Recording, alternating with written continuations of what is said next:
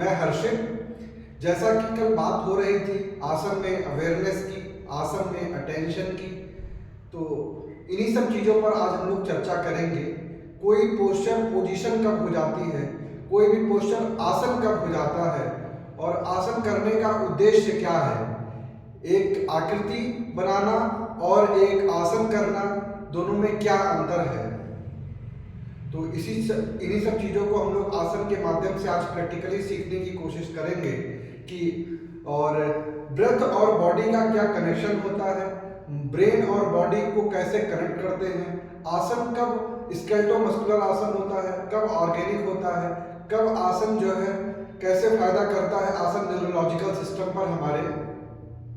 इन्हीं सब चीज़ों को समझने की कोशिश करेंगे कि कोई भी पोस्चर आसन कब बन जाता है, एक आसन और एक आकृति में क्या अंतर है, किस तरीके से आसन किया जाए तो ज़्यादा से ज़्यादा फायदा हो, कब वो हमारा योग का आसन हो जाता है। इन्हीं सब चीज़ों को समझेंगे हम लोग। आज जो हमारा आसन का सिलेक्शन है वीरभद्रासन 1 है।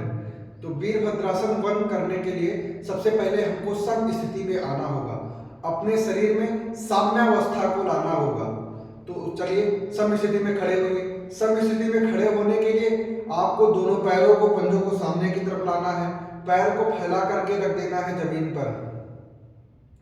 आपका पैर का पंजा नीचे की तरफ फैल जाना चाहिए, पैर के नीचे की स्किन फैल जाएगी। ये देखिए जैसे आपकी एड़ी है तो एड़ी को फैलाना है साइडवेज और पीछे की तरफ। पंजा है, पंजा को साइडवेज और आगे की तरफ।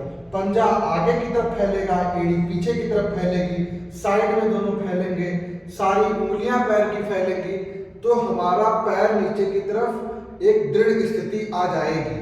अगर कहीं पर भी सिकुड़न है, कहीं पर भी फैलाव नहीं है तो योग के सिद्धांतों में नहीं है, फिर वो आसन नहीं है, आसन की तरफ नहीं बढ़ रहे हैं, क्योंकि आसन का मतलब है विस्तार। सब स्थिति में खड़े हो जाएंगे, पैर को फैला करके रख दिया।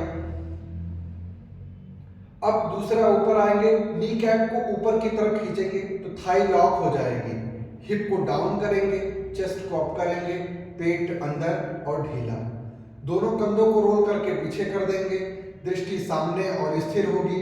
हाथ की उंगलियां नीचे की तरफ खींची हुई होंगी, एल्बो मुड़ी हुई नहीं होगी, एल्बो लॉक होगी सीधी और दृष्टि साम्यावस्था में। आपका थ्रोट रिलैक्स होगा, कॉलर बोन वाइड होगी, स्टर्नम अप होगा, लंबर रिलैक्स होगा, हिप डाउन। पूरी तरीके से अपनी अवेयरनेस को बॉडी में फैलाइए और जहां कहीं भी सिकुड़न है उसको विस्तारित करिए और दोनों पैरों पर बराबर वजन रखकर खड़े होने की कोशिश करें। आपका वेट ना आपकी एड़ी पे ज्यादा हो ना आपके पंजे पर ज्यादा हो, दोनों पर समान वेट होना चाहिए। साम्यावस्था में खड़े हों, शरीर में कहीं भी तनाव नहीं होना चाहिए। जब आप साम्य स्थिति में आ जाते हैं, अब यहाँ से हमको दोनों हाथों को साइड से उठाना है, खींचते हुए उठाना है और यहीं पर हथेली को पलट देना है। दोनों हथेलियों को पलट दीजिए और दोनों हथेलियों को सामने लाइए और घुटनों को मोड़ करके जम करके पैरों को खोल दीजिए। पैर 4 से 4.5 फीट खुल जाने चाहिए। जम करते समय दोनों पैर के पंजे अंदर की तरफ, हाथों का हॉरिजॉन्टल एक्सपेंशन होगा और लेग का वर्टिकल ऊपर की तरफ एक्सटेंशन होगा। इनर लेग खींचना चाहिए ऊपर की तरफ। पैर के पंजे अंदर होंगे, पैर के पंजे फैले हुए होंगे, नी कैप अप होगी, thigh lock, hip down, chest up, पेट अंदर, शोल्डर रोल होकर के पीछे। उत्थित हस्त पादासन की स्थिति है, हाथ की उंगलियां खींची रहेंगी, थ्रोट रिलैक्स रहेगा। यहां पर भी सारे स्थिति में, सब स्थिति में होने की कोशिश करेंगे। अब हम यहां से